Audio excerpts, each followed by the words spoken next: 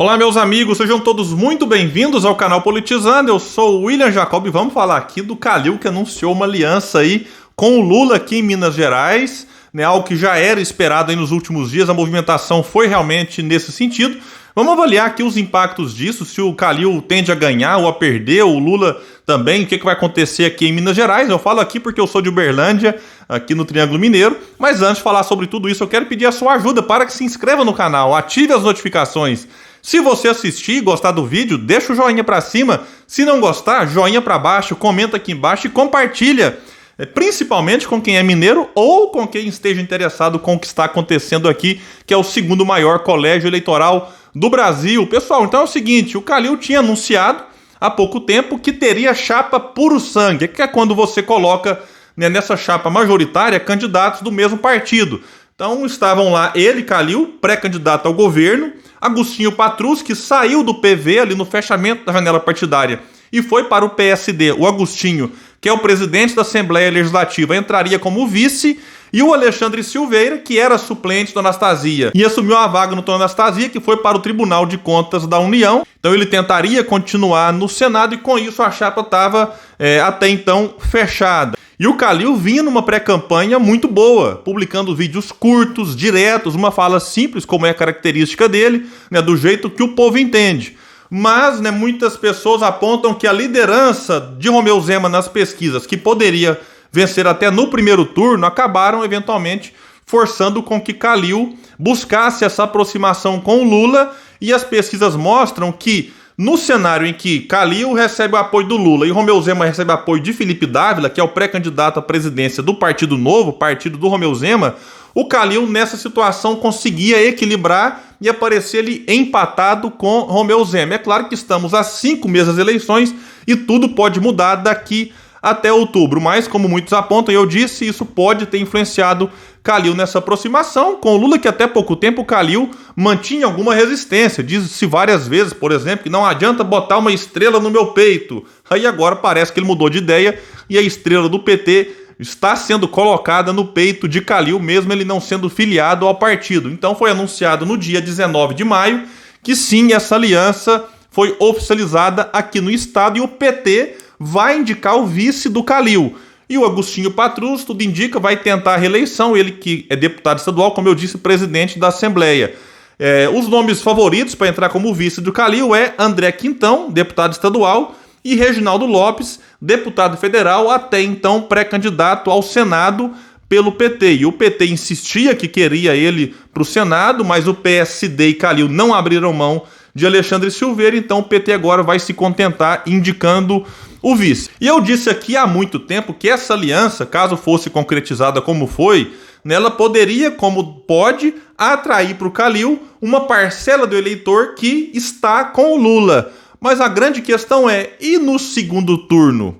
E o que eu vou falar aqui agora não é sobre o que eu acho do Calil. Particularmente gosto do perfil, né, dele. Ele saiu muito bem avaliado da Prefeitura de Belo Horizonte, né, com aprovação altíssima, conseguiu se reeleger em 2020 no primeiro turno. Então a questão não é o que eu acho do Calil como político, enfim, mas os problemas que ele vai ter que enfrentar nessas eleições. Por exemplo, o Calil vai numa eleição tendo que concorrer contra o governador, tentando a reeleição, Romeu Zema, que está muito bem avaliado junto à população mineira. Eu gravei uma pesquisa sobre isso e aqui também faço um parênteses. Não é o que eu acho do Romeu Zema.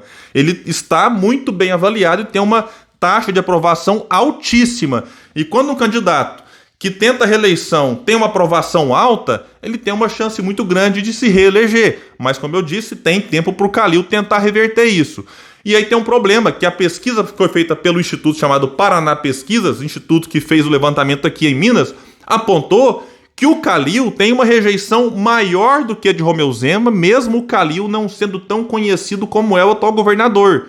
Então o Calil já partir com essa rejeição maior pode ser um problema. E o potencial de votos de Romeu Zema é maior do que o de Calil, mas não vou entrar em detalhes da pesquisa porque fiz um vídeo específico sobre ela aqui no canal. E o Romeu Zema certamente vai saber se aproveitar, né, dessa aproximação do Calil com o Lula, né, porque aqui no estado nós temos o antilulismo e temos o antipetismo. E o antipetismo aqui se explica não só por conta da tragédia que foi Dilma como presidente, mas também por conta do antigo governador ser do PT, que é o Fernando Pimentel, o antecessor do Romeu Zema. E a gestão Pimentel aqui, só para vocês terem uma noção, saiu uma pesquisa feita em setembro de 2018, quando o Pimentel tentava a reeleição, e ele aparecia nas pesquisas com 18% de ótimo e bom, 29% de regular e 48% de ruim ou péssimo. Qual foi o resultado então naquelas eleições para o governo do estado? O Pimentel, que tentava a reeleição, e detalhe, em 2014, o Pimentel foi eleito no primeiro turno com quase 53% dos votos válidos. Aí na eleição seguinte, tentando a reeleição com a máquina na mão, o Pimentel nem para o segundo turno foi. Os três primeiros foram Romeu Zema, que teve 42,73% dos votos. O Anastasia ficou em segundo, que estava na ocasião no PSDB, depois ele foi para o PSD, partido também do Calil. O Anastasia ficou com 29,06% e o Pimentel, do PT, ficou em terceiro com 23,12% dos votos. E naquelas eleições, assim como depois delas, o Romeu Zema sempre manteve uma postura crítica ao Pimentel. E é claro e óbvio que quando o Calil for criticar o Romeu Zema por algumas coisas que o Romeu Zema que não fez de bom no estado, essa questão do endividamento, que o Zema, na verdade, até aumentou. A dívida hoje de Minas é maior do que quando o Romeu Zema assumiu. Mas o Zema, é claro, vai jogar a responsabilidade em quem? No seu antecessor, que foi quem? Como eu disse, Fernando Pimentel, do PT que está com o Calil. Então eu acho, que o Calil acabou precipitando. Ele poderia esperar mais nessa negociação e ver como que ele próprio se comportaria nas pesquisas, porque eu acho que a estratégia que ele vinha adotando, me parece que a equipe de marketing do Calil é muito boa, o ajudaria a crescer nas pesquisas sem essa ajuda do PT. E se o Calil chegasse num segundo turno descolado do Lula, o Zema não poderia criticá-lo. Então eu acho que o Calil antecipou esse movimento, isso pode custar caro, e quem pode se beneficiar disso é Romeu Zema, que, como eu disse, vai saber explorar isso muito bem. Um amigo meu me enviou uma mensagem hoje no WhatsApp que eu acho que resume tudo isso. Disse ele: achei precipitada a decisão. O Calil deve estar com as negociações todas interditadas pelas pesquisas estarem dando vitória do Zema no primeiro turno. Aí ele arriscou: intuo que equivocadamente. Estar associado a Pimentel é péssimo. Tomara que eu esteja errado, porque esse amigo meu, apesar de discordar do movimento, tem simpatia pela candidatura do Calil. Então a gente vai ter que aguardar e ver daqui para frente se isso vai dar certo ou não.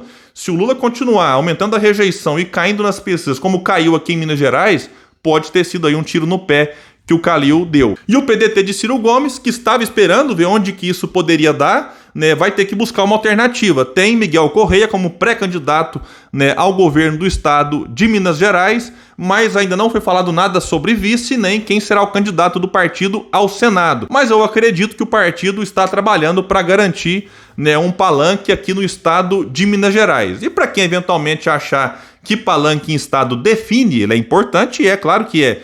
Mas Bolsonaro em 2018, por exemplo, não tinha palanque de ninguém aqui em Minas Gerais. Lá na reta final, Romeu Zema, de uma maneira muito esperta, no debate da Globo, nas considerações finais, pediu voto para o Bolsonaro e para o candidato dele, que na ocasião era o Amoedo. E esse pedido de voto que o Zema fez para o Bolsonaro acabou ajudando o Zema, enfim, junto ao eleitor bolsonarista, e ali o Zema disparou ainda mais nas pesquisas e, como eu mostrei para vocês, chegou em primeiro. E eu até acredito que se tivesse mais 4, 5 dias de campanha, o Zema poderia até ser eleito no primeiro turno, porque o sentimento dominante naquelas eleições em Minas era nem PSDB, nem PT. Que, curiosamente, vejam só, o candidato do PT naquelas eleições vai estar agora com Calil, e o candidato do PSDB naquelas eleições, que é o Anastasia, ele estava até pouco tempo no partido do Calil, lá no Senado. Então, eu acho que o Zema vai acabar explorando isso